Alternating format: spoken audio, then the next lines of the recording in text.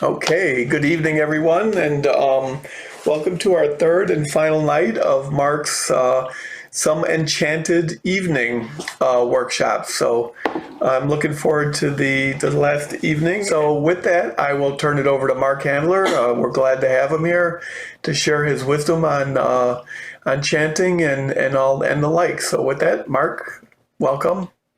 Good evening, everybody. I wanted to know if anybody had any questions from the past 2 weeks, or if you've implemented anything that we worked with. Well, I could. Okay. I could. We were actually driving back from Florida, and so I was listening to music, and I was just singing to the music with a different context. Rather than just singing along with the song, I was focusing on my voice and my body as I was singing to various songs, Pink Floyd or whatever Supertramp, whatever I was listening to. But it was really a good session. And then the other thing that I've noticed, one thing that you mentioned that I thought was really important for me was you mentioned the silence after you do a chant. Mm-hmm. And I usually just always focused on the chant. So I've been doing a lot more focusing on the silence on the chant when I'm breathing and when I'm doing the chant also. And I've been trying to work on that breathing where you're holding it for twice as long as you're inhaling and exhaling. Yeah. So I've been kind of working on that. It's kind of fun, just in my normal daily routines and normal meditations. I haven't really done anything special as far as the chanting, but I still want to do that too. Well, that's a nice way to play with it and explore that, definitely. Yes, Tony? I was asking, I wasn't here last week, but I listened to it, and thank you so much for recording it. I couldn't be in person, but I had a question about the one that you called the siren. Mm-hmm. Is that starting at your base chakra and changing your voice up, like getting higher and higher and higher?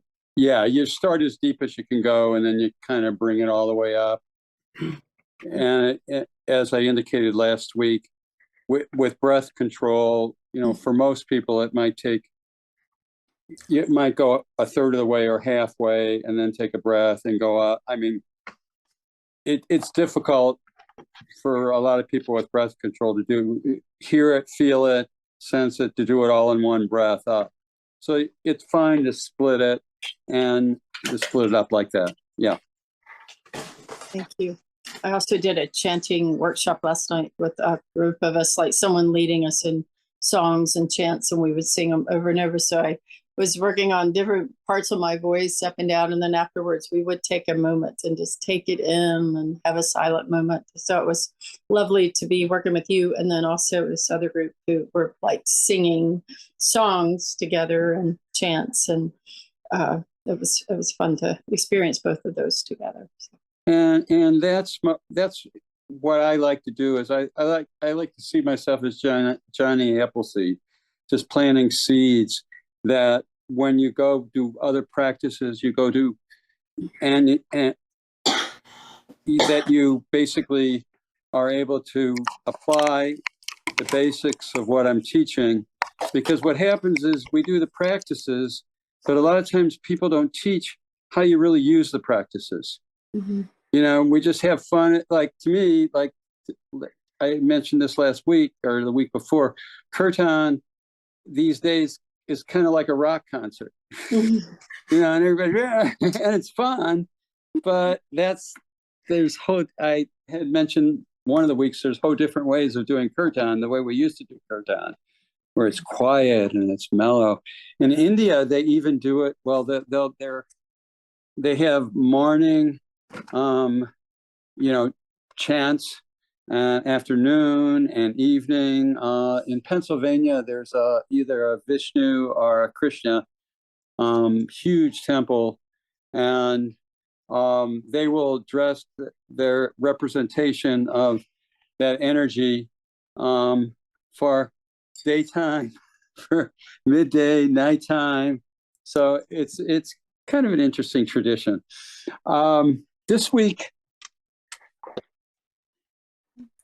I think I said we'd work with some Tibetan material this week. So, and I said we would work with, oh, wait, Kathy, I haven't heard from you.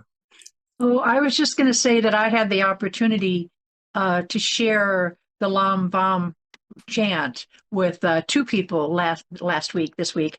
And it was really fun to do. And they asked me about it, and that made it even nicer. Oh, that's really cool.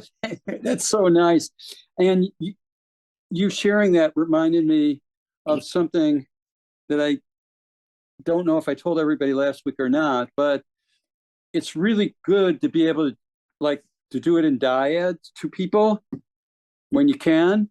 And depending on the level of your, depending on your body, one, whether you can sit on the floor or you can sit in a chair or what's comfortable, because you want to be comfortable. And two, depending on the nature of the friendship, or all the way from friendship to partner, the level of the relationship might dictate distance in what you do. But basically, you take this practice, you have your eyes wide open, you stare either into each other's eyes or you stare into each other's third eyes, and then you begin decide beforehand how many times you want to do each tone, and then you just do it together, and it becomes this real potent. It's like the more energy, the more potent. It's a really powerful way of building, of strengthening, of preserving connections.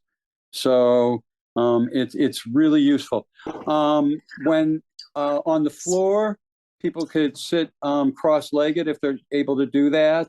And if they want to get closer together, they can get closer together and sit facing each other like that and do the same thing. If somebody's a couple in a relationship and they're comfortable with that, like they could actually sit in each other's lap and be that much closer together with their energy fields exchanging energy.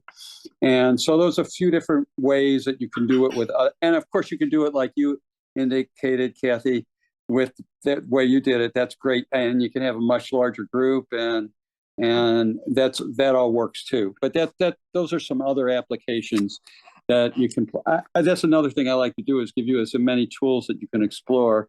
And then when things come up, it's like, yeah, I'll do that. So, okay. So today, the most chanted Tibetan chant is Om Mane. In Sanskrit, it would be Padme, Hung, and in Tibetan, it would be Om Mane Padme, Hum or Hum or Hum, depending on the people's. I've been looking up articulations of these things all over the place online, but based on, because I've heard articulations from different monks. I once one Lama, he was saying Om, let's see, Om Mane Padme, Om Dalai Lama, Om. And he kept doing that with all of us. And so I've seen so many variations that, and that's just the articulation. So we can select an articulation, whichever one you'd like, when we do it tonight. But you may remember in the classes that I talked about, a lot of times it's not particularly helpful, and it may be more useful to not know the meaning of the chant. And this chant, I think, is a very important chant where the meaning of it is so rich that I want to go over the meaning of it with you. First of all, I'll give you my translation, which is really simple. So lotus blossoms grow in murky, muddy water. And so you got this, muddy, yucky stuff. And out of that comes this beauty, this magnificent purity, light, this flower that's so nice. And so I had a professor once that wrote a book of poetry, and one of his poems was "It Takes Shit to Grow Roses." And that's kind of like Om Mani Padme Hum. You know, it takes the mud. It takes digging into the depths to get to the light, to the so that's how I would explain it. Now, I was looking at some other translations and meanings.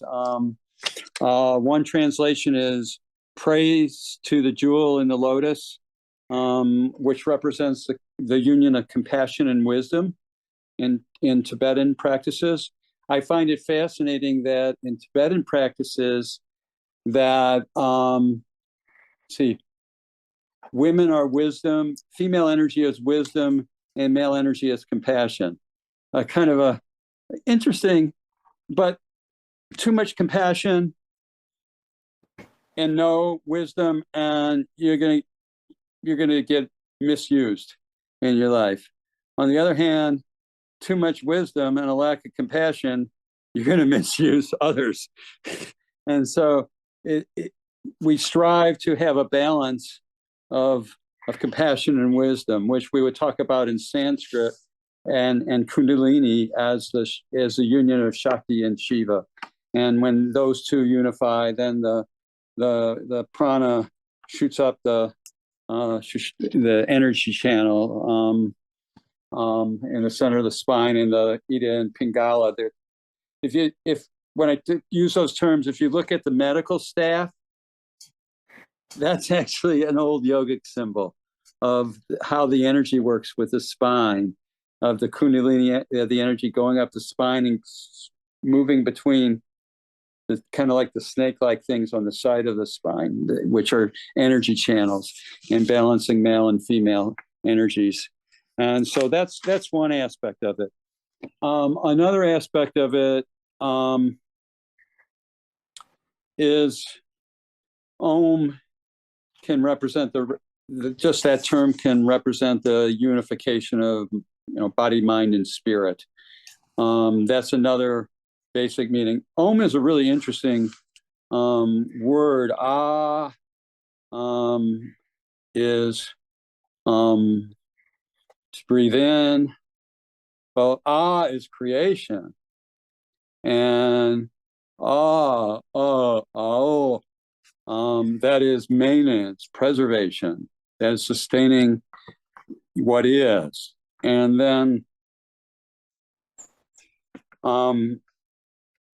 the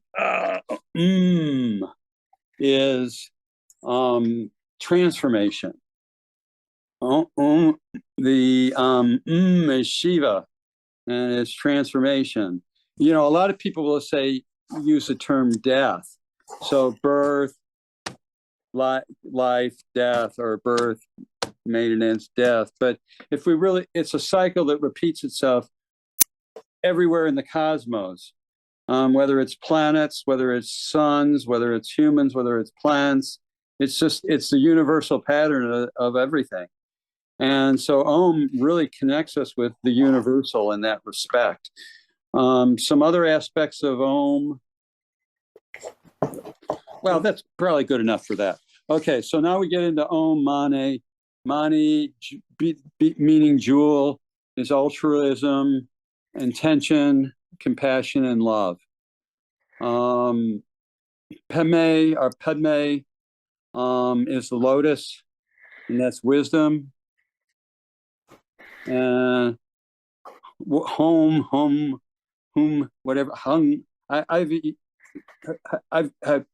heard it done with a real sharp hung, like that. Om mani padme hum, om mani padme hum, om mani padme hum. So that's another way of doing it as well. And that last syllable or word is the union.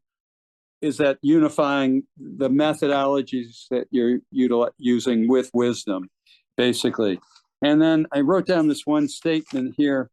By practicing the path of wisdom and compassion, one can transform their impure body, speech, and mind. This is from a Tibetan perspective of impurity, in the exalted body of the most recent historical Buddha. So this becomes a purification chant as well, to kind of unite with the energies of the historical Buddha. There's been many. The Tibetans believe that that the historical Buddha that's referenced, that I believe lived about 400 years before Jesus, that there were Buddhas before, the enlightened Buddhas before then. And they also believe in the concept of Buddhahood, in that there's Buddhas right here on earth, and some of them are male and some of them are female.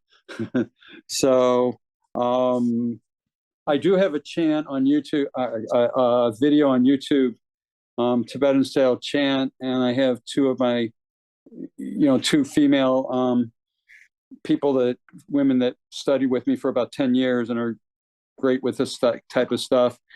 And I called it Tibetan style chant, women can do it too, because whenever I see the Tibetans chanting, I never see any women chanting. I just see the guys chanting.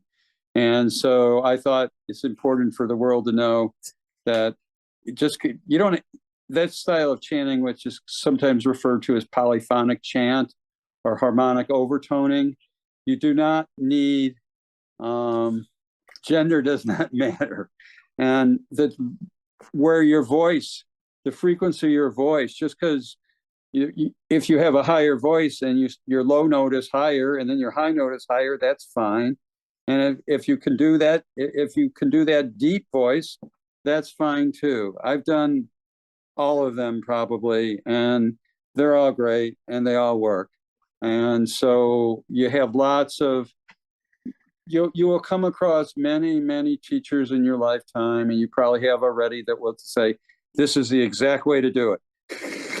And, I say, when we're looking for that kind of exact precision, we're really hanging on to attachments and clinging on to doing it the correct way. And what I want you all to be able to do, the way we evolve spiritually, one of the ways is our ability to let go and release stuff that serves us no purpose, serves anybody else any purpose, and to be able to just release and let go of it, and to be able to liberate ourselves and to be free with how we express ourselves when we are, so that chanting really does become a source of enchantment for ourselves and for whoever we are chanting with or chanting to.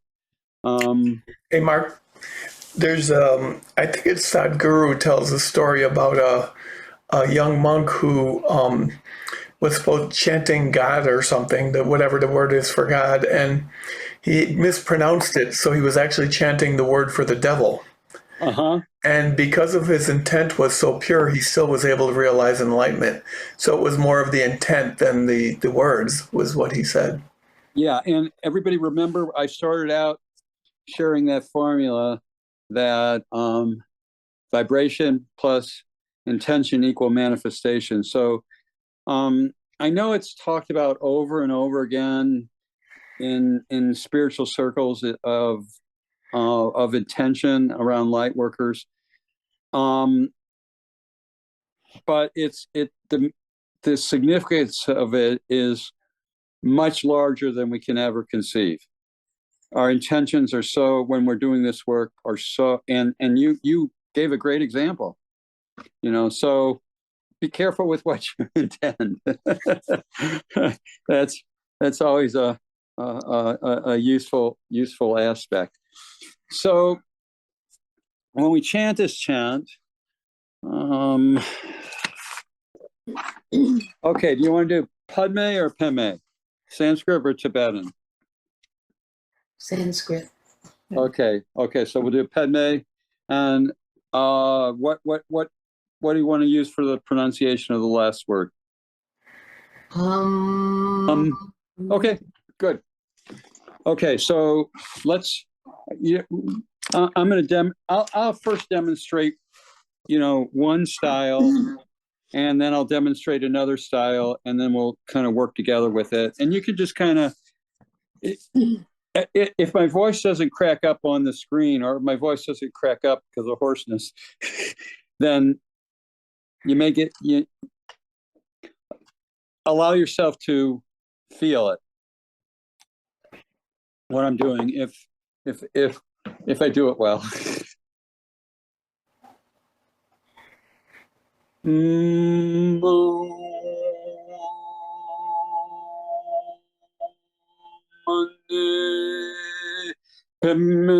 Oh, I'm sorry. Slip. Mane Padme Hum Om Mane Padme Hum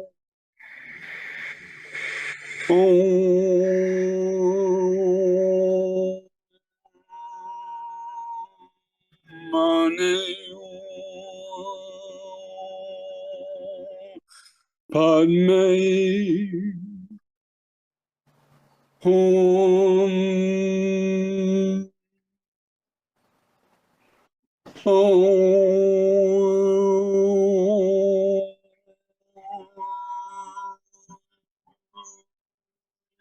Mane Padme Hum Om Mane Padme Hum.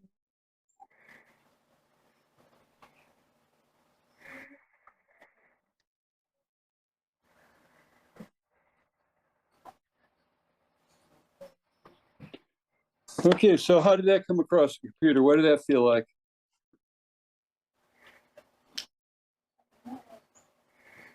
Deep devotion.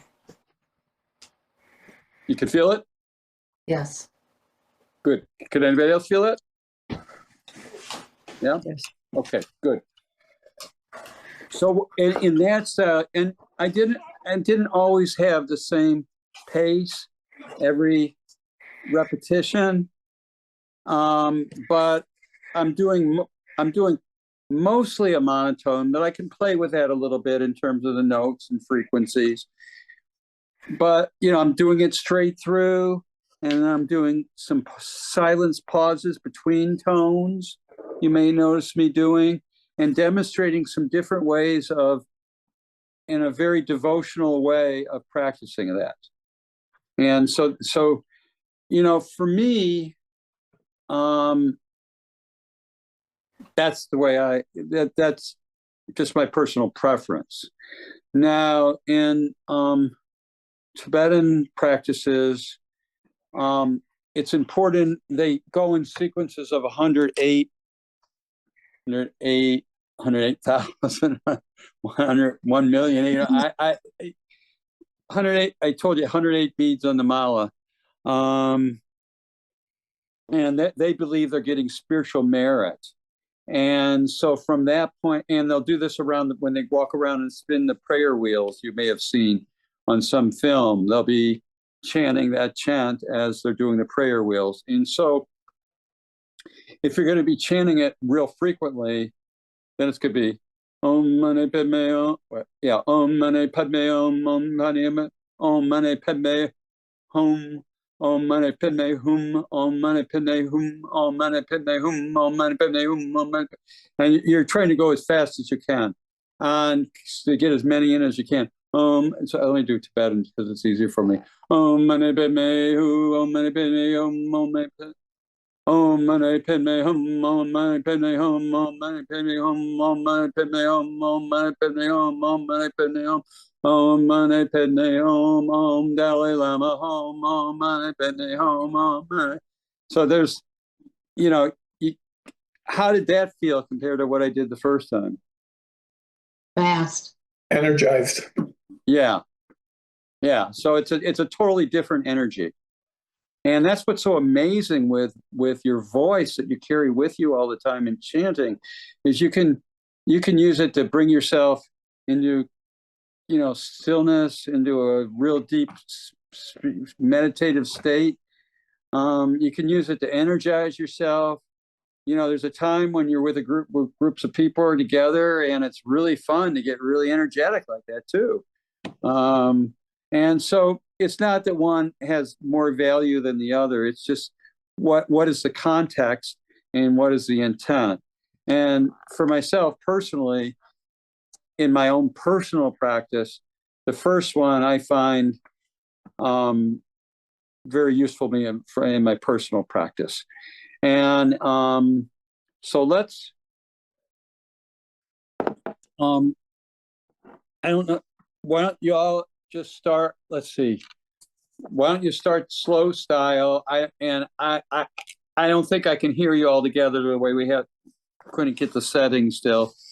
But let's start just doing it for a while, and maybe should I start and then you guys just kind of start doing your thing?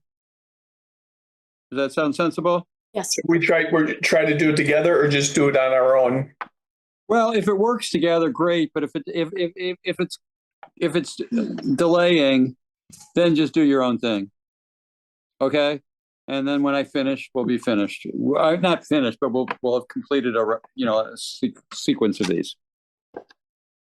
Okay, ready? Hold on, more water. I'm going to start a little lower, I think. Om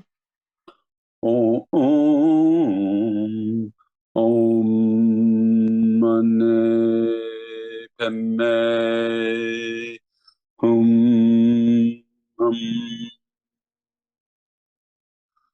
om mane padme hum om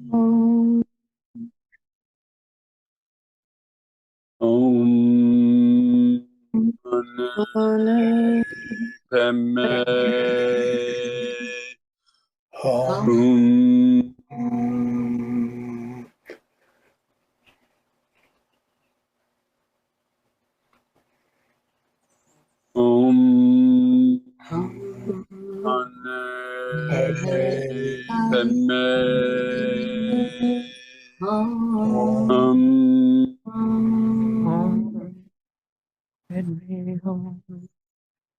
Om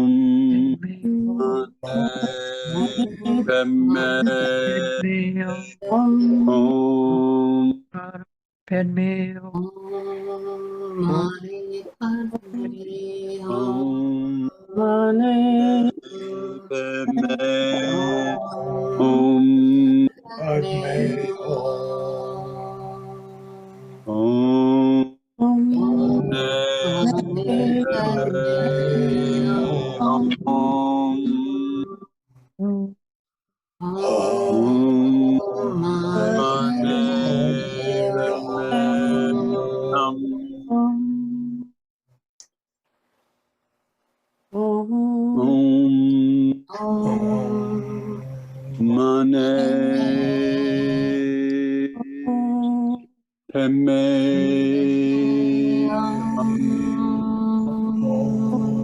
Now keep going, but do silence between I'll do silence between each syllable. Om.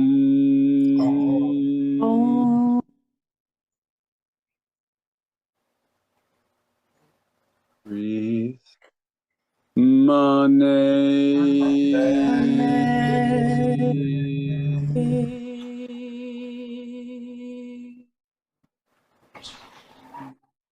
Padme.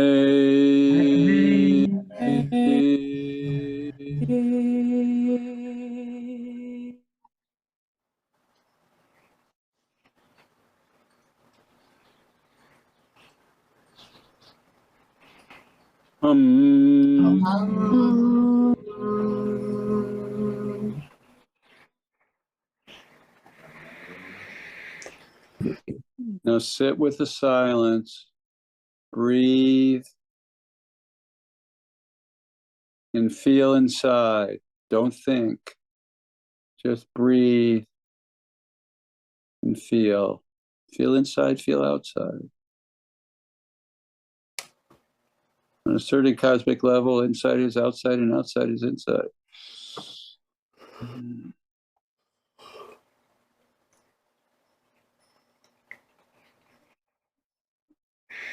If thoughts come to your mind and interfere with your breathing, just start going Om Mani Padme Hum in your mind. And just try doing that in your mind anyway for a little bit now, silently.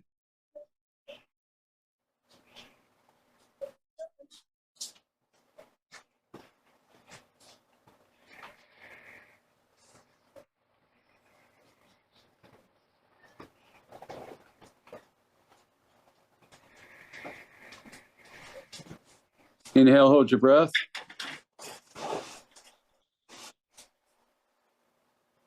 Squeeze your Kegel thing a couple times. Release slowly. Don't worry about the ratio. Hold on the out breath.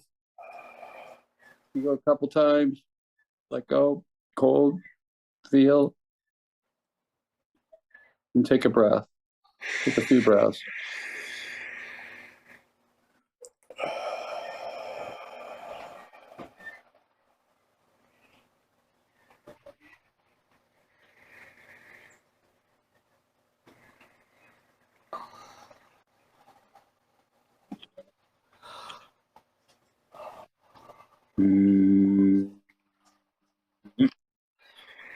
Okay, let's come back now for a little bit.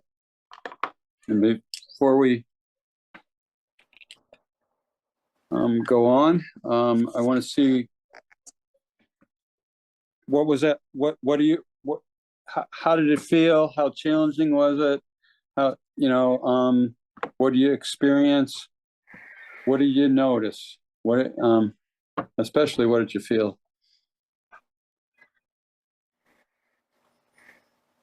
I noticed I wanted to hold the sound as long as I could on the breath before I paused, and then go to the next one. Just like holding the home. Right. Yeah. I think that's a great thing to do. That's what I would normally do, but I can't hear all your voices with me at the same time, so I can't, so yeah.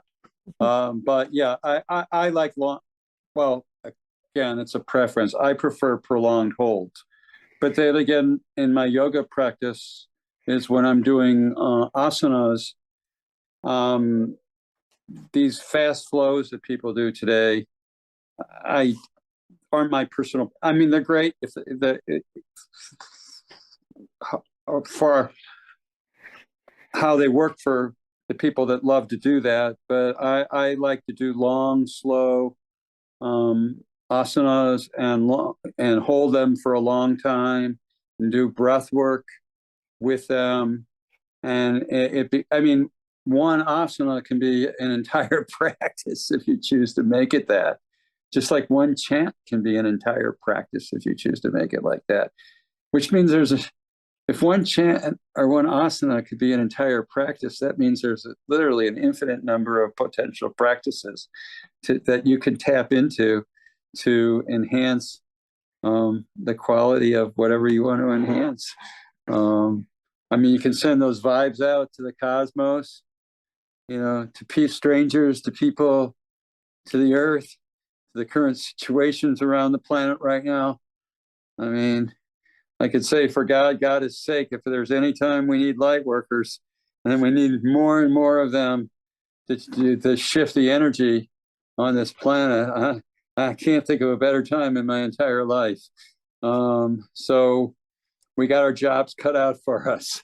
And we need to create more and more light, facilitate more and more people getting it and being able to, shift that perspective. Pete, I had my glasses on, so I saw you, but I couldn't. I kind of saw you, but I couldn't see you because these are long range. So when I put them on when I'm chanting, but I take them off because I can't really see you when I'm close up. So, so the next thing I'd like to do with that is I want to give you a little bit of stylistic freedom. So you might, well, why don't you just turn me on for a little bit and mute your voices temporarily? Pardon me, what did you want us to do? He wants Yeah, us- mute your voices and turn and I'll just I want to demonstrate something. I'm going to play with it. I'm going to be really playful with it, and I want you to experience it, so then you can be playful with it. Okay? So okay.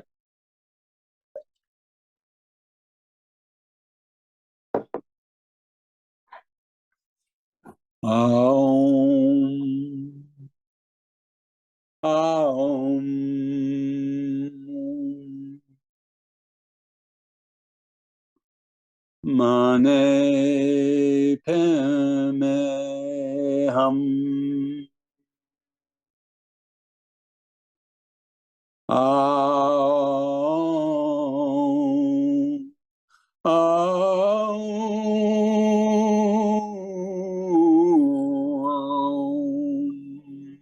aum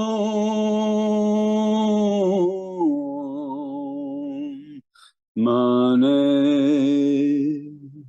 Mane, mane, mane, mane, padme, padme, hum,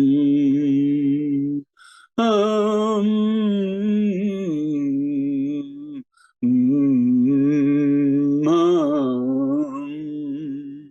hum,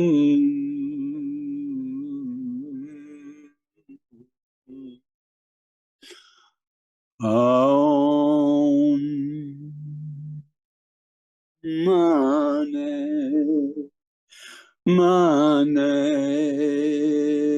Padme Hum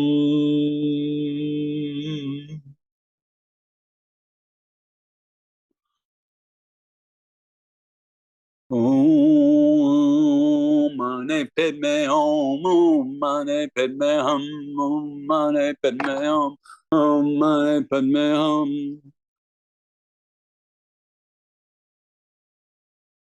Aum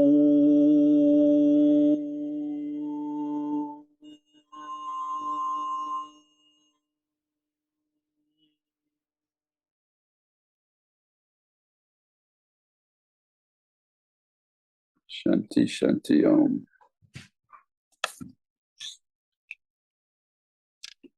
Voices back. Come back with me. Come back in gallery. Voices. Unmute. That was lovely. Oh, okay. Thanks. Really nice to hear you alone with all of us muted. I thought the sound was wonderful and so precious. Thank you. Oh, you're welcome. So besides enjoying the sound, what did y'all feel or experience? Bliss.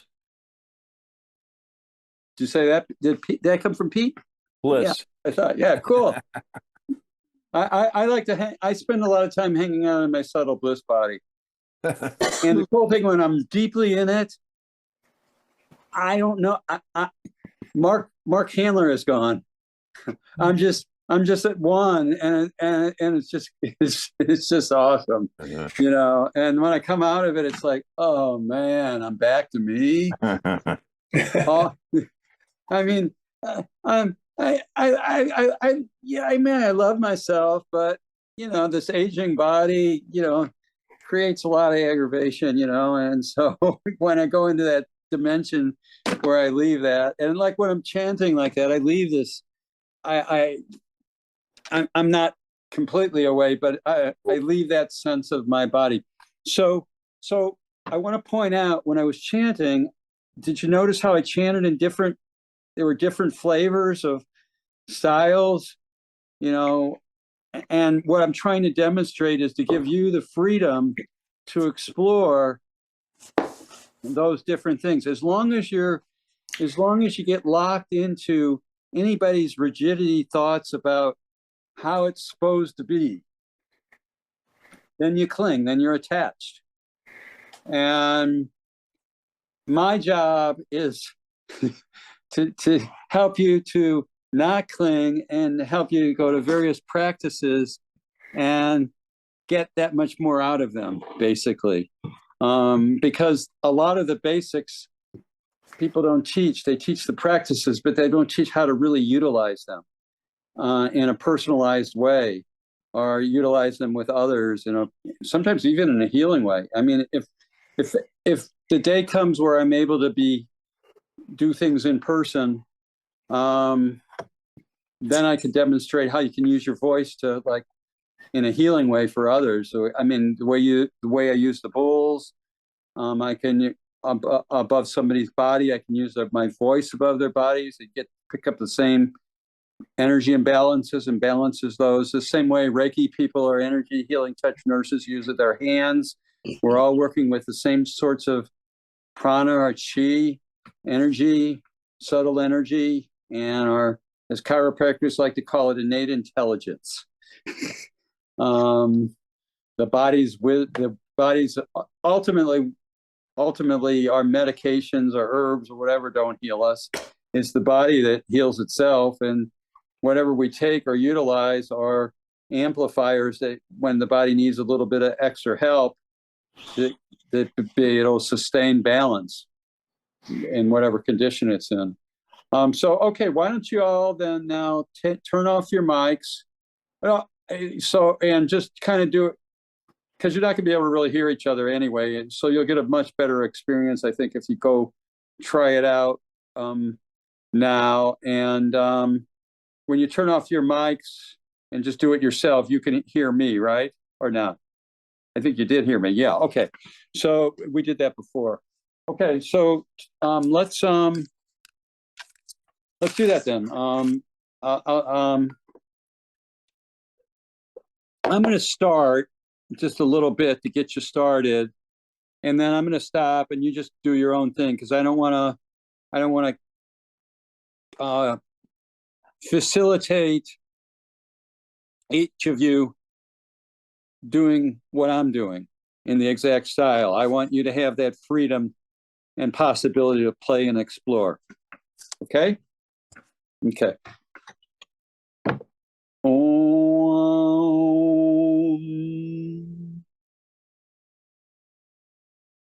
Mane Padme Hum.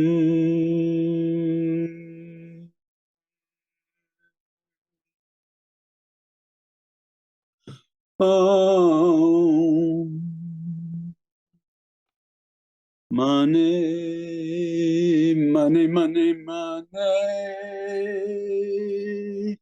Padme Hum Hum Hum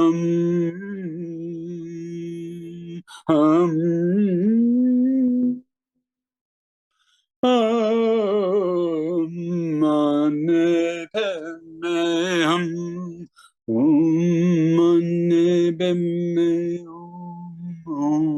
Mane Padme Hum Mane Padme Hum Mane Padme Hum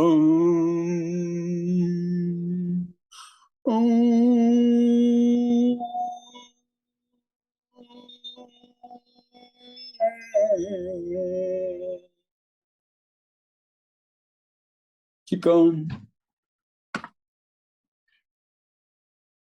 Do your own thing.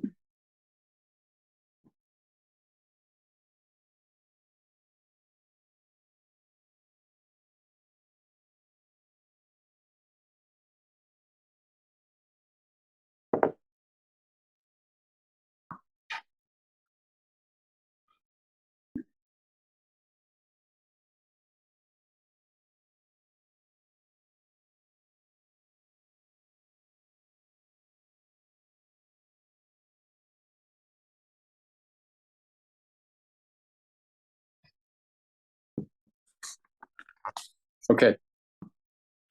Come back to me. Unmute. Are you unmuted now? Yes. Okay, good. Okay. I don't. Did I leave you on your own to explore it long enough? Okay. So, what did you notice in your personal exploration?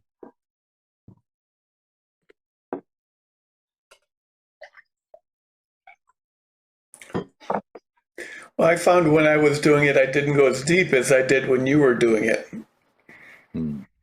Well, that just takes practice. Yeah.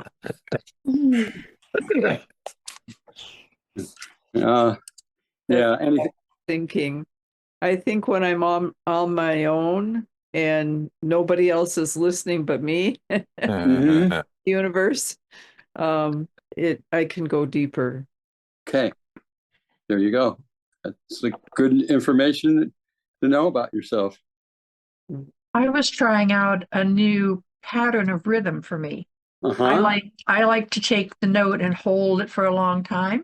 Uh-huh. And I was trying to do that a little differently this time. Mm-hmm. Yeah. And how did the pattern work out for you? It was a little awkward, but it was a little fun to do too. Yeah, I mean, that's what I would expect. You know, when you're first getting to do this, you're given permission to be playful, but we don't live in a world where, as adults, we're given that much permission to be playful. I mean, when I was a young hippie, and we liked to just do weird things, and university, and we would run down in Kansas City streets and pretend like we were bumblebees, with our arms out, and see how all the people that we viewed as the straight people would relate to us. And now, obviously, they thought we were really weird, but all of a sudden, you have a 4 or 5-year-old, and you're doing that with your 4 or 5-year-old, and you're having a blast playing like bumblebees, and nobody thinks you're weird at all. So I've often thought that that's why people have kids, so that they can run around like kids and play. yeah, I actually, when I was in I never developed this. It was just a concept, and I don't think my profession ever did a good job. The psychologist profession ever did a good job of developing this. They developed really good play therapy for children as a form of psychotherapy, as a way to get information and teach and so forth. But when I was in grad school, I was thinking, God, people are always talking about depression in our society, and nobody ever talks about growing up playing, growing up play. And I think, well, God, if you don't play enough, depression could be a normal outcome, not like a mental illness, but just a consequence of a lack of playfulness. Mm-hmm. And too much heaviness, dude. Too much. Life is too serious. I mean, what's going on, from my ego perspective around me in the world is horrifying. But I don't have to. What good is it give me? Unless there's something action that I'm going to take in response to that, actions that I take. Other than that, being horrified doesn't do me a bit of good. I mean, it's better for me to be, still and peaceful, and then I can contribute to my well-being and other people's well-being by spreading that sense of inner peace and joy to people. And so I think these times are especially important with that. Another way of a very Tibetan way of working with it. The Tibetans really like to integrate the heart chakra, the throat chakra, and the third eye chakra. So you can be doing this chant, and you can be chanting it to one chakra, whatever your preferred one you want to chant to. You could be chanting it to all three, Mhm. in some kind of sequence or one at a time each. And you can do a what I would call a sacred geometry chant kind of situation. If you think about energy coming out, oh, I can't see. If you think about the energy, okay, your heart. Okay, so you think about the energy, like as you're doing it, like pointing out like a point, and this coming straight out into the point. So you got to kind of like an arrow pointing out with a thing in the middle of it, a straight line in the middle of it. And you chant it with that kind of to the chakras like that. And that's something that Tibetans work with this particular chant with as well. So do you want to try that? Sure. Okay. Well, I'm going to just have you try it. You can turn on. You want the sound on so you hear each other, or you want the sound? I think it's probably better that the sound be off. What do you think? Yeah. Sure. So then you can really feel what you're experiencing, and we can gather back. But and what you may see, what I did last week and what I do this week is instead of give you a zillion different chants and things, I take specific chants and I teach you all kinds of, I've been doing during this course, teach you all a variety of ways to work with them, to play with them and work with them. So then you have all these options. And instead of an encyclopedia of Sanskrit chants and Tibetan chants, you have options of specific chants so you can go anywhere with in inner space. And I like to think of us as, inner space astronauts. And there's a whole lot to explore in inner space. A whole lot of discoveries that we can find. Okay, well, why don't we do this? Why don't you try to work with the chakras with it for it? It might seem long to chant. Do y'all have some water, or so you don't get hoarse or something? Your voice is okay? Okay, so let me. I'm going to time you, and let's do it for 5 minutes. Okay. Okay, so I'm just going to start with. I'll just start with. Myself, I'll start with just. I'm not going to. Just starting the bass. I'll chant. I'm going to chant. Kind of the arrow thing.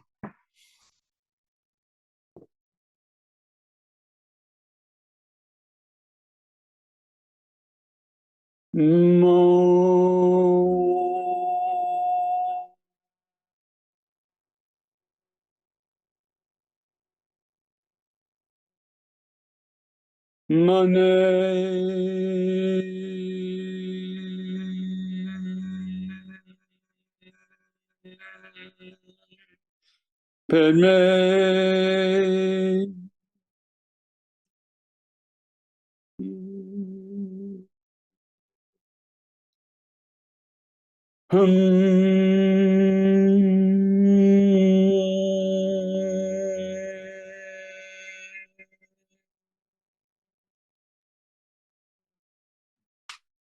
So as you do it, sometimes it's useful to use your hands to kind of direct the energy. Now, the first time I did it, or a couple of times, I was doing it for all the chakras at once, and that's a little hard that's really advanced. So start with each chakra, and then maybe you can start with moving it from, one chakra to another chakra and play with that. Okay, ready, set, go.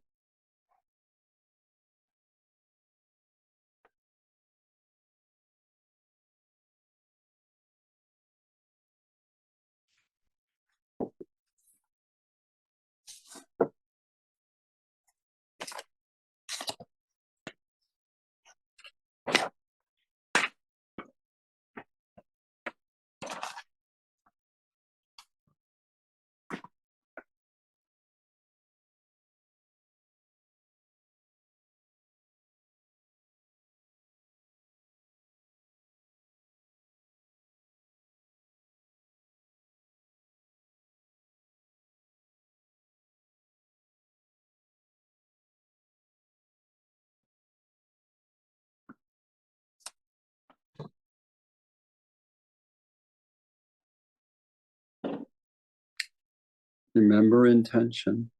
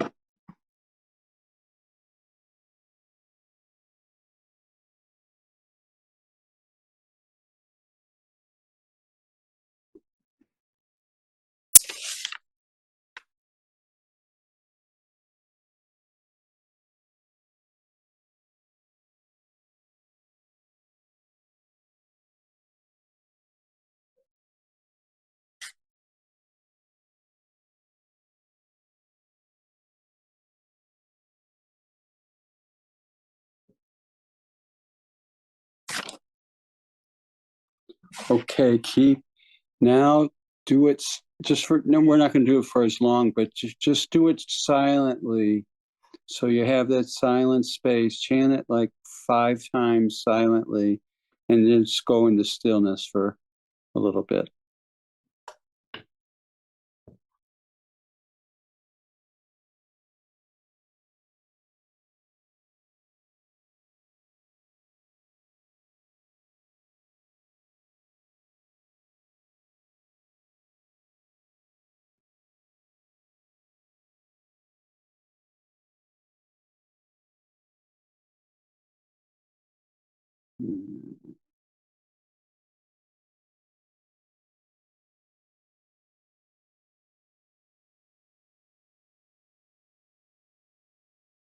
Now stillness, if you're not there yet.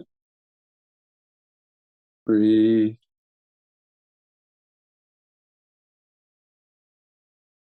Send your energy to whatever energy centers you choose to with your intentions.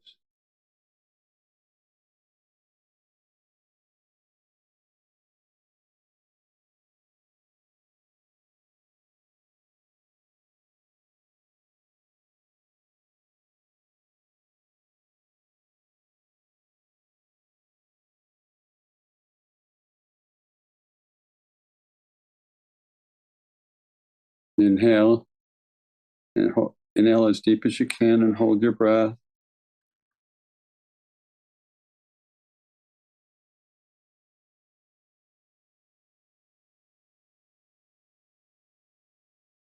Release slowly.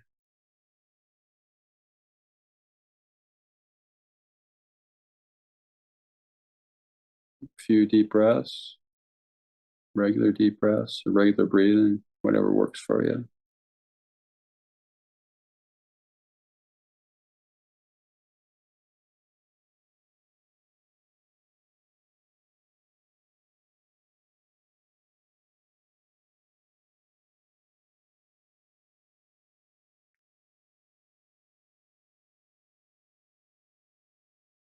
Okay. Put your unmute, please.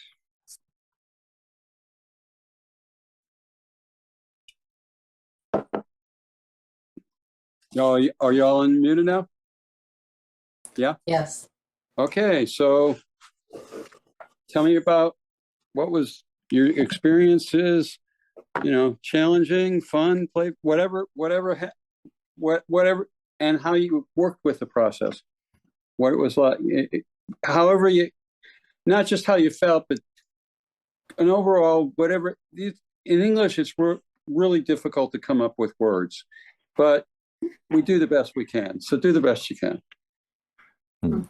So glasses off. Pete? I just felt vibrations, man, in my body. So Mhm. chanting. Felt good, man. Felt good. Yeah. Okay, good. How about everybody else? Who's next? Go ahead. I'm talking? Okay. So I had when I was doing it out loud, I struck up a rhythm that made me want to have a drum in my hand to keep beat with what I was doing. And then when we were doing silent, it was a totally different vibe. It was calmer. It was more peaceful when it was just in my head, and I wasn't enunciating it. Okay. Who else? Next.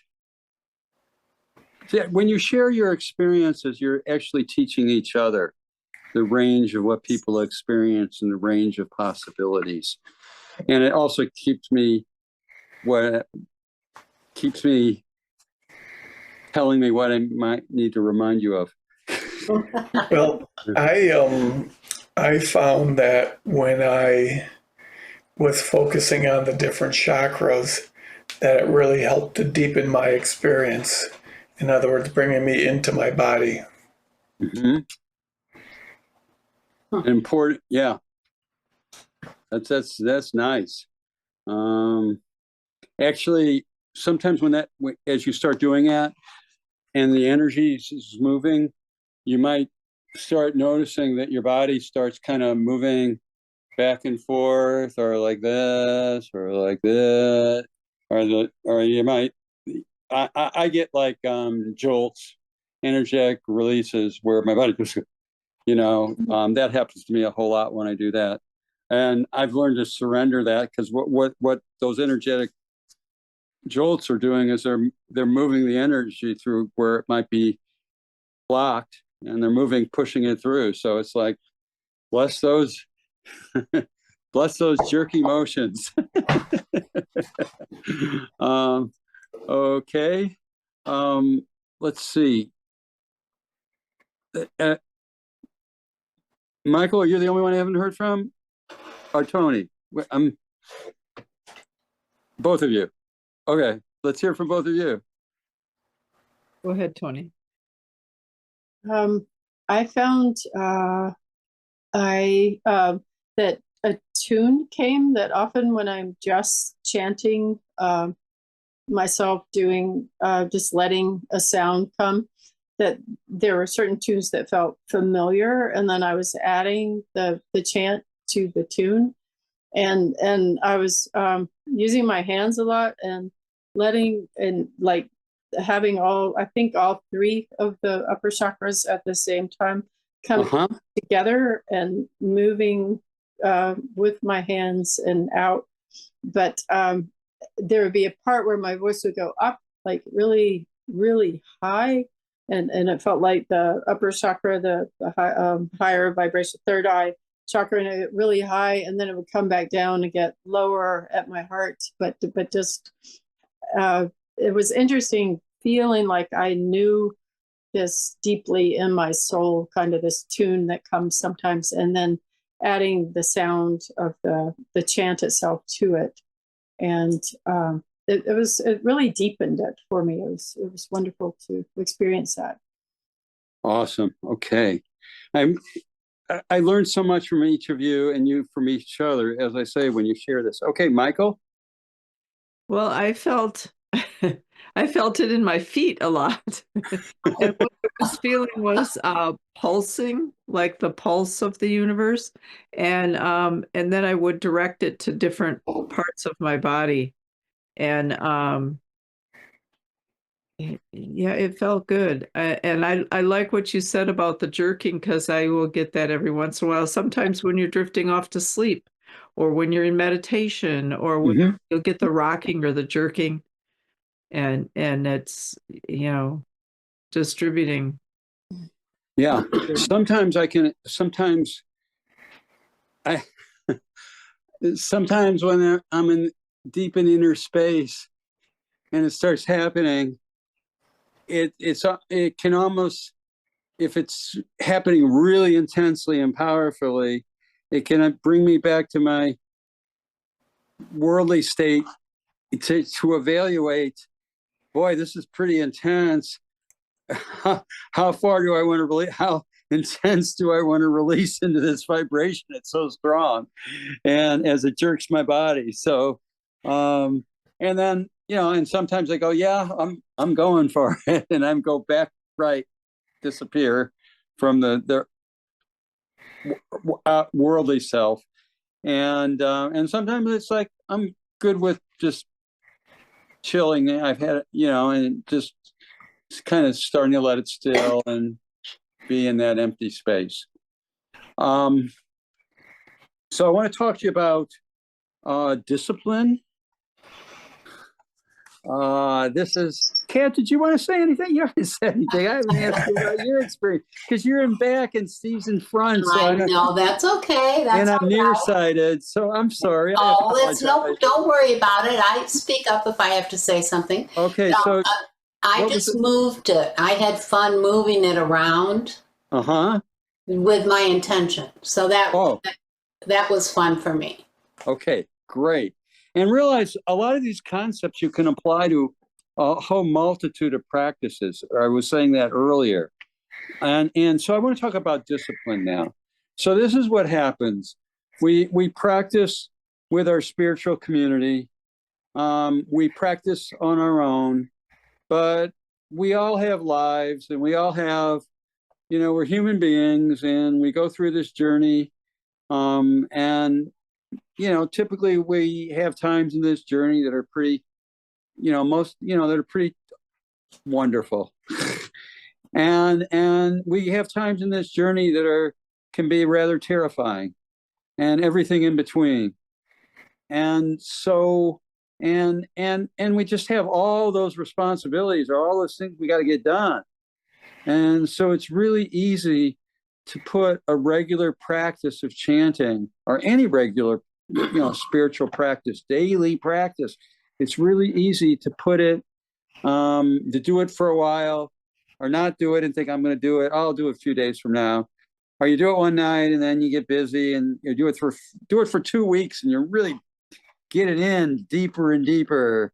And then it's like, you know, you go on vacation, you come back, and this comes up, and this comes up, and I mean, I have seen this so much. I mean, I'm old enough to have to have watched my youth and to watch times and my intentions, and you know, all of a sudden I can remember times in my life, you know, yeah, I want to practice every day, but geez, I'm working, you know, as a psychotherapist and a senior healthcare leader, and by day, and by night I'm either running a private practice or I'm teaching in academia. So I'm starting my days at, you know, 9 o'clock, and I'm finishing my days at 10 p.m. And, you know, on a lot of times, and, you know, it's like, where do you fit it in? Unless I can fit it in when I'm actually doing it with my clients, which I guess for the times when I practiced, I would have been considered, if people knew what I was doing, a pretty radical therapist. But no, this is all normal now today. I mean, I can't believe when I moved to Traverse City, I mean, I had my own. If you were trying to do a psychotherapy practice and do these alternative perspectives, there was hardly anybody doing it. Now you could see by the names of the companies of different psychotherapists that a lot of people are working on mind, body, spirit, but you know, issues, you know, within psychotherapy. So, but discipline is huge. And I found there were I was busy, I had children to raise. I was also on call, you know, basically as senior management. And for 10 years, I was in charge for 2 counties of all clinical operations, which meant that if things got difficult or scary, and none of the clinicians knew what to do, and none of their supervisors knew what to do, I had to figure out what to do. I don't know how I did it, but you know, you take what life gives you and you do it. So I did it. Oh, yes, cool. It'd be nice to meet him someday. Maybe that can happen. Anyway, Pete just shared me a little note. I'm sorry to get off. So I want you folks to tell me about issues with practice and discipline that you've noticed in your life. Discipline and lack of discipline. Let's hear us share our challenges. Well, I find it's easier to chant first thing in the morning when I get up. So that's my practice. You must be a morning person. Yes, I am. Yeah, that's a really good time to chant. Yeah. And if you can get outside between the first 2 hours of sunrise for at least 10 minutes, you can absorb you get lots of infrared from the sun, and that sets the serotonin levels for bedtime. And so that morning, that first 2 hours of sunlight, just 10 minutes of it. You want more and you're outside, that's great. But I was out there. I love it when it's like this time of year, when it was like 31 this morning, which means no mold, no pollen, but a real brisk feeling. So I just threw my, you know, winter clothes over my pajamas and went outside and, you know, just stood out there for about 10, 15 minutes. I read, I walked around, I chanted. I just enjoyed the morning like that. I'm not a morning person, but I'm on a program because of some of the challenges that long COVID did to me along the way. I'm having to do some practices now that force me into being a morning person. And hopefully, if these practices are successful, it will ultimately, over time, turn me into a morning person, which would be wonderful. I've wanted to be that all my whole life. Yes, I'm a firm believer in that practice. I do it myself. Yeah. Okay, so what about the rest of you in terms of practice and discipline and lack of discipline? I think I'm in the phase right now of lack of discipline. Well, you know, if I'm going to make excuses, it takes me longer right now to get ready to get out the door because of the things I'm experiencing in my body. But when I was working, I had literally years. I would get up at like 4:30 in the morning and do a 30-minute workout and take my shower, meditate, do all and have breakfast. I do all of that stuff before I even left for work. And so, yeah, morning. I've thought about that a lot, and it feels like when I was working, especially the early hours in the morning, I felt like I was giving my job the best of me because I was because I'm typically a morning person, and now I kind of it's like I had made a physical therapy appointment for 8:30 in the morning, and I went, I'm going, I'm not doing that. That's too early. And I canceled it. I'm going to reschedule it because it's like that would mean I'd have to get up that much earlier because I don't like to throw clothes on and go out and then come back and still have to get ready for my day.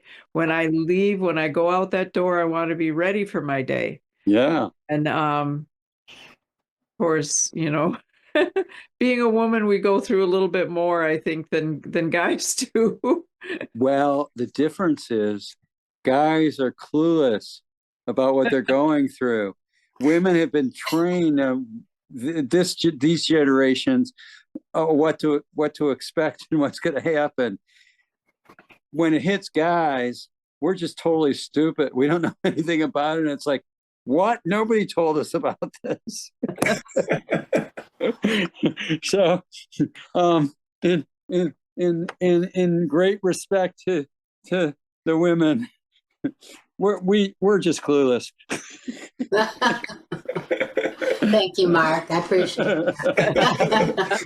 No argument. I've Yeah. been dating with Mary Reed, and she shaved her head, and I'm thinking, oh, how nice that would be to not have to. You could just stick your head under the faucet and be done. You know, you don't have to blow it dry. You don't have to style it. You don't have to do anything. Just I wish I had the courage. well, until I actually know that feeling because my entire from university to about God, we've been in this time warp of COVID where time seems different, since COVID, and at least to me.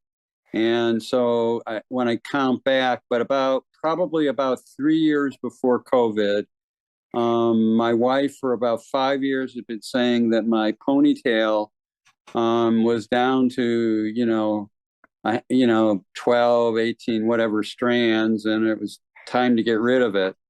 And I just wanted, I couldn't, I thought, my gosh, this is going to destroy my professional image.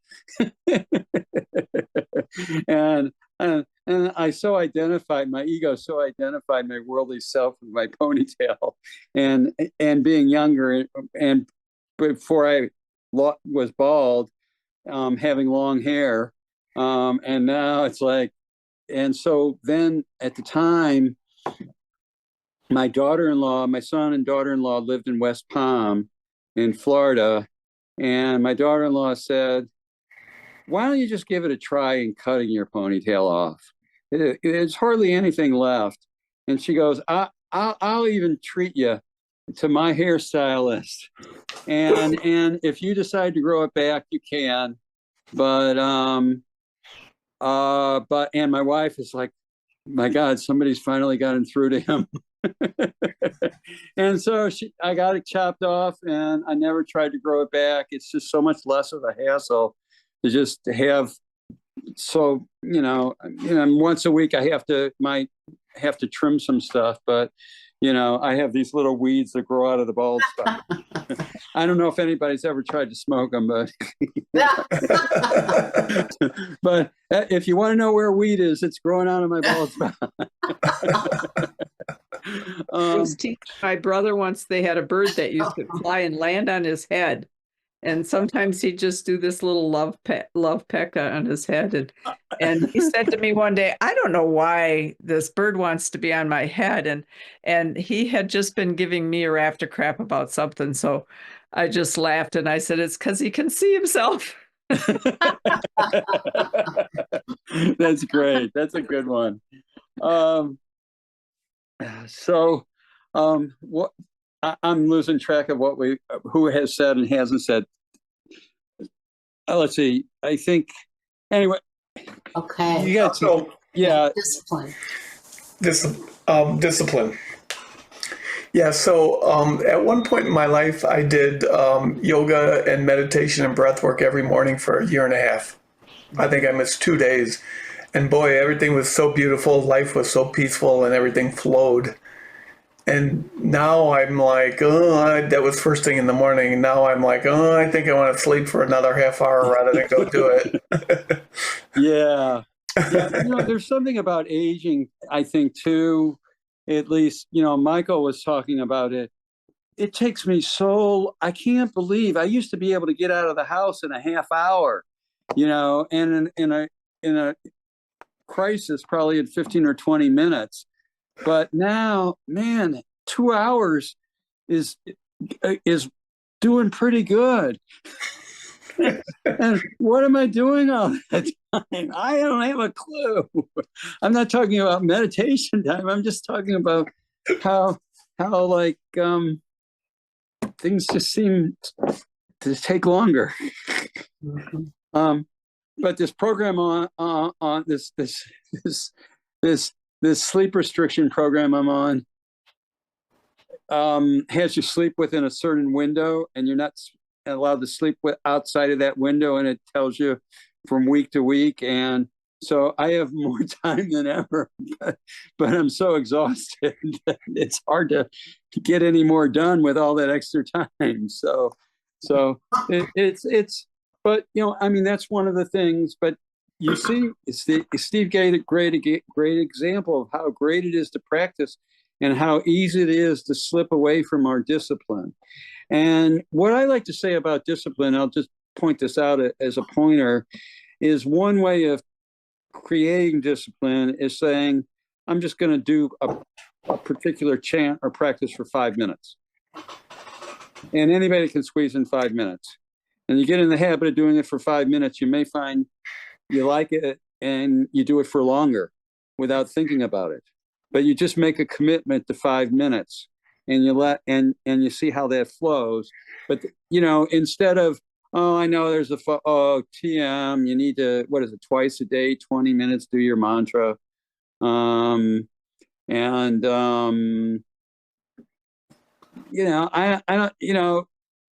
that's the rigid way. I like to take human nature and work with human nature. And human nature means we're going to slip up. We're going to do really well in our practices, and we'll slip up from time to time. And so let's find a way to easily do our practices and enhance them, but also when we slip up, to get them back real easily. And that's the way to get them back real easily, is just to commit a very short period of time and do something that you really enjoy, that takes you within, and that'll help you to be more disciplined. As much fun or peaceful, all the different energies we can work with this. Discipline allows us the freedom to develop and evolve, further and further and further. And I'm at a point with my life where, I'm getting over, like, Friday I started getting really hoarse after last week. And I don't know if it was allergies. It was probably allergies. And it's starting to come back together now. But I found that for a few nights, I couldn't chant. And that's one of my anchors of my bedtime settling down routine to go to bed, is to sit there and chant. Because when I chant, I'm able to, everything disappears except the enchantment. And so, and that, so it's like I was like going, it's almost like withdrawal. It's like, well, what am I supposed to do now? I can't chant. So Mark, let me ask you something yeah. about that. Yeah. So if you can't do it vocally, can you do it in your head? Does it have the same effect for you? Yes, if I remember to do that. I remember to Discipline. teach that. But yes, if I remember to do that in the morning. I was Which, thinking about sleep. You said you were talking about in the sleeping. evening. Oh yeah, in the evening. Yeah, that's a great idea. I just hadn't thought of it. Told you all to do it, but I didn't think of it for myself. At that, I mean, I do chant silently at times, but the practice I've been doing, the bedtime practice, I've been chanting out loud. So that thank you, Kathy, for a good suggestion that I'll put into practice ASAP. Let us know. Okay, cool. Thank you. Okay, Okay. who hasn't? How are we time wise anyway? Oh, we're right at. I could answer any questions. Could I say something? Yeah. Any comments? You know, I'm here for you until we finish. So. My chanting and my process is in the morning to make me get out of bed. And like Michael, I stepped out of the business world, and so now I just don't care about those things anymore. The discipline stuff. Most of it, but I do my practice in the morning. But what I'd never thought of until you mentioned it today, I have a thing where I'm generating a lot of power with my hands, and I use that on people. But I'd never thought about including chanting when I'm doing that on them or with them. And I think I'm going to start trying to incorporate that into what I'm doing. Because when you mentioned it earlier, and I'm thinking that could be even more powerful. Yeah. Good. And I good mean point. out loud, not in my head. Yeah. But also that's really powerful to do to yourself too. Yeah. While you're doing it. So, and to do to others. Yeah. I mean, we have so much energy. We can transmit so much energy in wonderful ways. And so that's a good way to do it. Yeah. I think so too. Thank you. Sure. Okay. Anybody else? Yeah, Pete. Hey, Mark, Hamid Bey, the founder of Coptic Fellowship, was really big on the Om chant. Om. Om. Is that your, can you history of that a little bit? History? Is Om that chant, what? the Om chant, give us history, Om chant. Yeah. Where to start, man? Well, I was saying, I think you came in a little late, and I think I was mentioning how the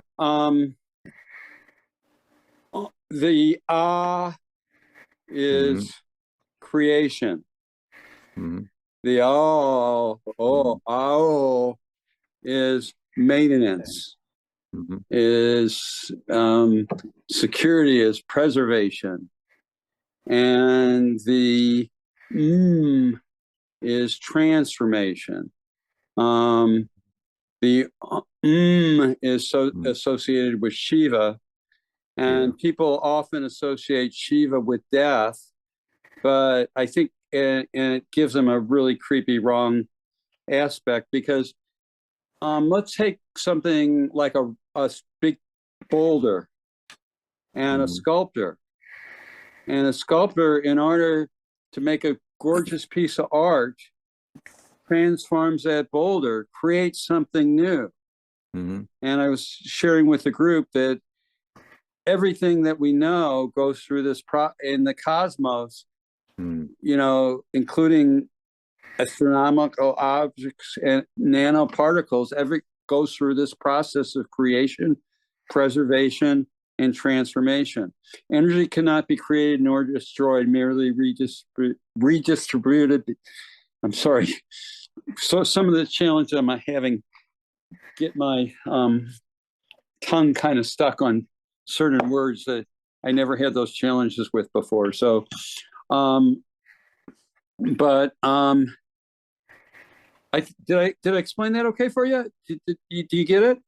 I wanted to give you I've given the group a relatively, one could write a book on Om. It has so many meanings and so powerful. And if we just did that, alone. That's great. I will tell you something kind of funny though. We this time around we didn't have a chance to do it, but with all the different things we did, but all these traditions, you know, these in yogic traditions, these gurus are you're given your secret mantra, and you're not to tell anybody what your secret mantra is. And in my yogic lineage, I've studied many yogic practices, but the lineage that I'm connected to, we all have the same mantra. And there's no need for a secret mantra. And our mantra is Om Namo Bhagavate Vasudevaya. And that and what it does is it taps into everybody that has ever chanted that. And in our lineage is Yogi Amrita Sai, and his guru was shortened name was referred to as Babaji.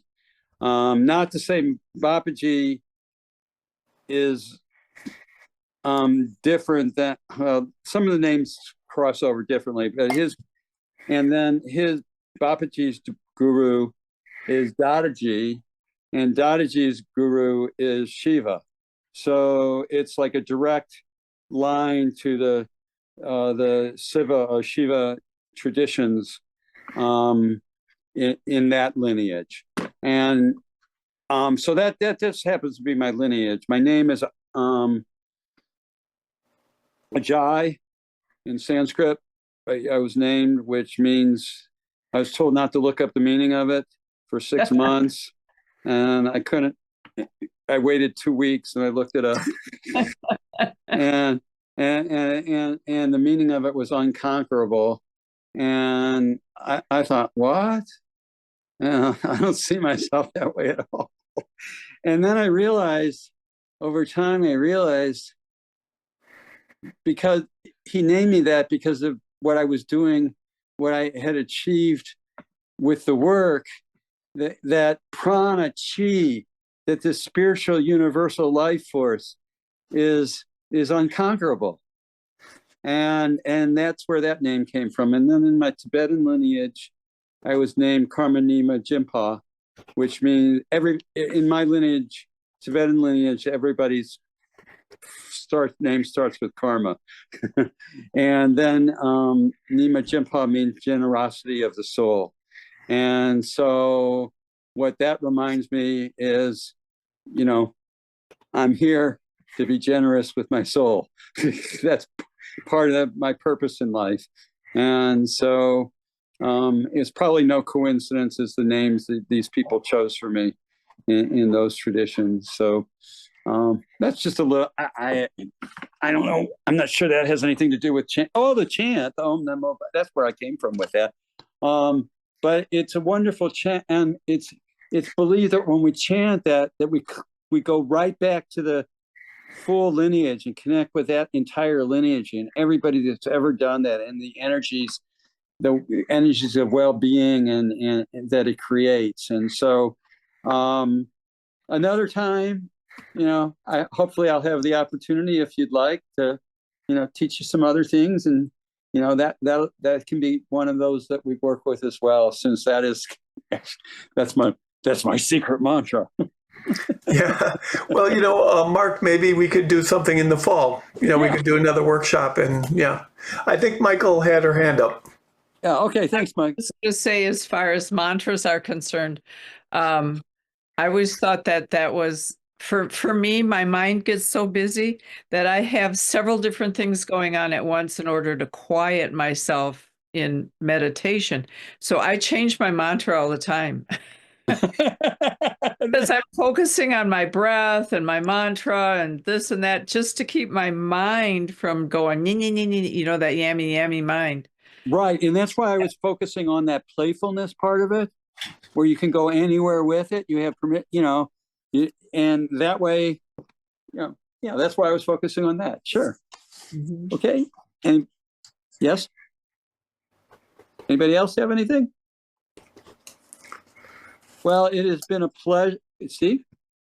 Nope, I'm good. Thank you. Oh, okay. It's great.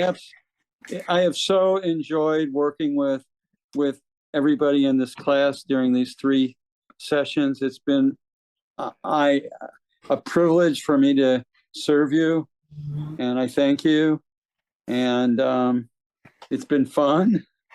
And in my tradition, what was I going to say? Never mind. I'll just do the traditional word of most common traditional word that has been too trivialized in our society today, and that's namaste.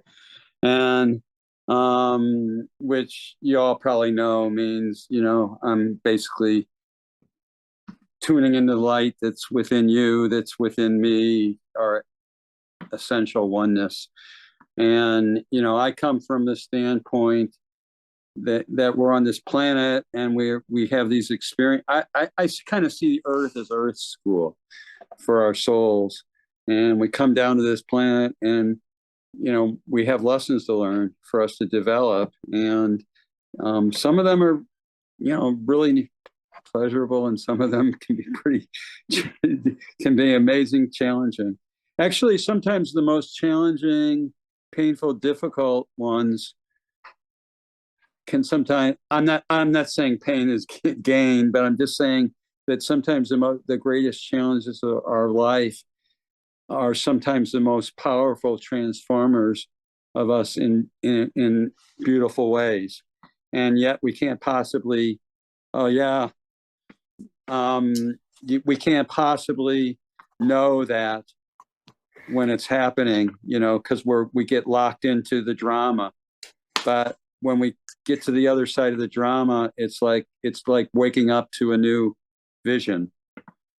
And it's probably a good way to finish. So anybody else? Thank you. Thank you so much. Yes. It's to be with all of you, and Thank you. to do it again Been a sometime. pleasure. Thank you. Thanks, Mark. Thank you. Wonderful. It's great. Well, I'd love to do it with y'all again some more too. So stay tuned. All right, let's schedule something in the fall then. Okay. Thank you. Okay. All well, right. Thank you very much, Mark. Have It a was great wonderful. week. Have a great week, everybody. Oh, Yep, I know you what I too. was going to say. God, I can't believe, sometimes you just lose something that you do all the time in your mind. Jai Bhagwan. In my lineage, we say, instead of namaste, we say Jai Bhagwan. In my yogic lineage, we say Jai Bhagwan. And it really means the same thing. But I wanted to find out what is really the difference. And the difference is that in Jai Bhagwan, it's a much more serious, higher connection to God. And when it's said to the one or whatever, when it's said to each other, than namaste. Namaste is it has the same meaning, but it's more of a social, more of a regular kind of thing. Whereas Jai Bhagwan is typically said with a great degree of devotion. There. Beautiful. Sorry that disappeared for a minute. I can't believe that, but it happens. That's okay. Pete, I don't have your email. Oh yeah, I think I have it in the setup, but make sure Steve has your email so I can get it to me. Okay, great. Thank you, everybody. I have, if you want to check any of them out just for fun, they're old. I haven't put anything on YouTube in a long time, but I have like a Lama Lam song called in Rinpoche. I have a video of him doing Tibetan practices as they were done, like in a modern place, but doing Tibetan practices as they were done hundreds of years ago. I have the Women Can Do It Do with Tibetan style chant. I guess we didn't get time to do that today on Tibetan style chant. So that's something for another chanting workshop. as well. And I have two of the most popular videos on there were part 1 and part 2 of a retreat we did with Lama Palden Rinpoche, in which my job in the retreat was to do the Tibetan singing bowls. And it was kind of a real cool retreat too, because it was at the not inside the casino, but back behind the casino at the event area. So on Saturday night, we had an event uniting the indigenous peoples of the U.S., of this region, and the indigenous Tibetan practices, and all of us all engaged in a fire ceremony, and that was a really beautiful time. But there's a number of, there's some that are probably better than others, and I got one up there that's really cool, but I haven't posted it yet. I'm in the middle of transferring my information, and ultimately, so that I don't need to have a website, but that it's available and easily accessible to people. And so I need to.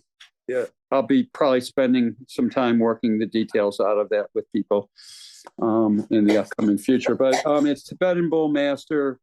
Tibetan Bowl Master Bowl BOWL.com, and you can find me there. Or you could just go to YouTube and type in my name, and you'll find some other Mark Handlers. But eventually, you'll see, a logo. Thanks. Well, anyway, have a lovely weekend and week. Enjoy yourselves, and thank you so much. All right, thank you. Mark. And Take Mark, care. I'll wait for your text in the morning to talk about those bowls. Oh, thank you for reminding me. Great, Yeah. Steve. All right, See you thank tomorrow, you. Steve. Thank you Good very night, much. It was everybody. wonderful. Really appreciate Thank you. All right. Thank you so much. Bye. Okay.